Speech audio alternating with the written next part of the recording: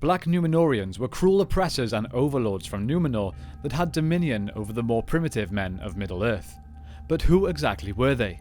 How did they become evil and gain such power? And how did they survive the downfall of Numenor? Let's find out. Build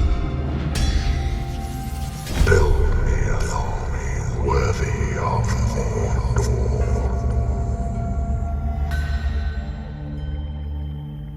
So, those that are considered to be Black Numenoreans were, of course, not always known by that name. They were once just normal men from Numenor. However, to truly understand what separates these men and turn them towards a darker path, we must look at the later history of Numenor itself, and as you could probably guess, Sauron's involvement there. In the later half of the Second Age, Numenor had been split into two groups. The King's Men, who were essentially the followers of the policies of Tar and Calimon and his successors to try and build as much wealth as they could for the kingdom. The opposing side was known as the Faithful, who were those that were still faithful and loyal to the will of the Valar. The King's Men were, in contrast, very rebellious towards the Valar.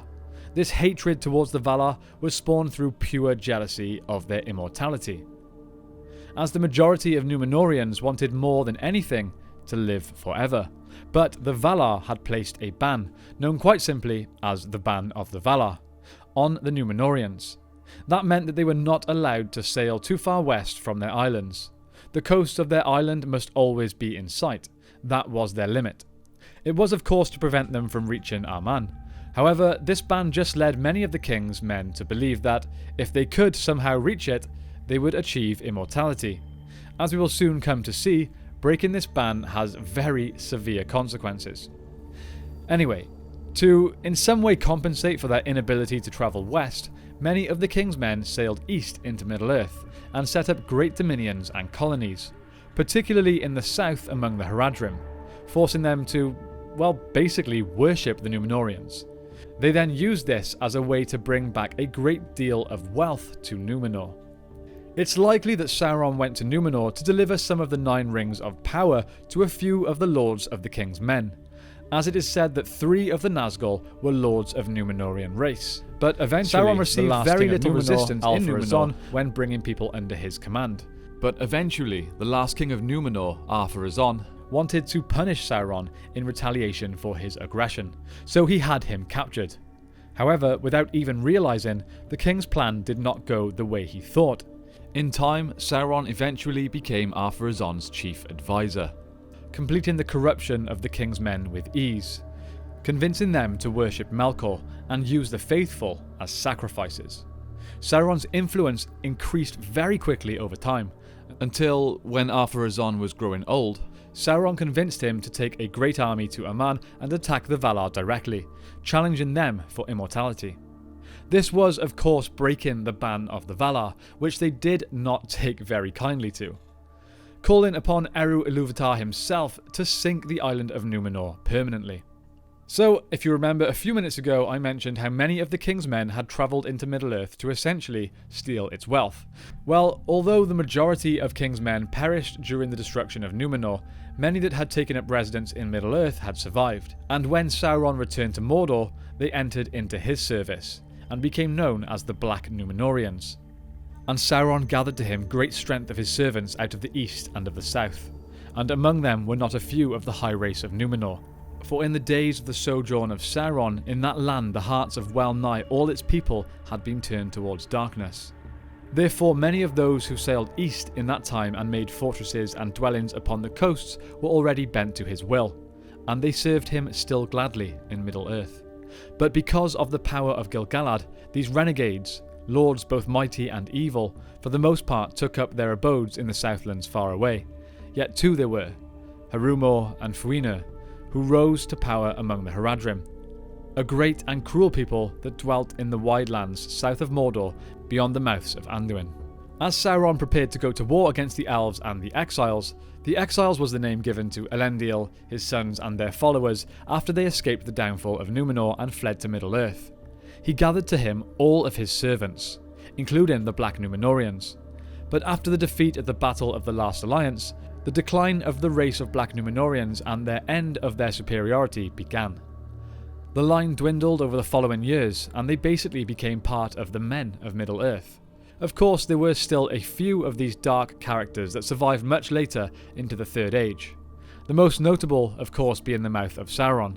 I won't talk about him too much on here as we do have a full video on him. Feel free to check that one out if you're interested. In general, Black Numenoreans were said to be enamoured of evil knowledge, and many had even learned evil sorcery from Sauron, and some, like the Mouth of Sauron, were more cruel than any orc or other dark servant of Sauron. So although we don't have many great details about them, we know that the Black Numenoreans were very powerful, very cruel, and very feared. The fact that 3 of the 9 Nazgul were most likely originally powerful Numenorian lords that Sauron corrupted should tell you just how dangerous they are. But ultimately, as with most forces of evil in Tolkien's works, the lust for power was their downfall. Whether it be the search for immortality or just wealth and power, their greed is what made it so easy for Sauron to corrupt and manipulate them. So there we have it, my friends. That is the majority of the canon lore we have about the Black Numenoreans. If there are bits I have missed, it may be mentioned in the Mouth of Sauron video, so like I said, check that one out too. I would, however, like to throw an honourable mention out to the character of Agandaur. Now, while he is not canon, he's the main antagonist from the video game War in the North, and he's a very cool bad guy. And in my own canon timeline that I keep in my head, I definitely consider him a real character. If you haven't checked out the War in the North video game, be sure to do it. It's quite old now, but it still holds up very well, and it's a real fun playthrough. I'm personally really hoping that the Black Numenoreans will play a huge part in the Lord of the Rings on Prime TV show. To be honest, I do think it's quite likely. Even if at that point in the timeline they are not known as Black Numenoreans, I think they will feature heavily. Perhaps as the King's Men, or even simply as evil characters from Numenor. Either way, I'm sure they will be involved. I can even see one of them being the main antagonist for the first season before we are introduced to Sauron. So my question for you guys today is this.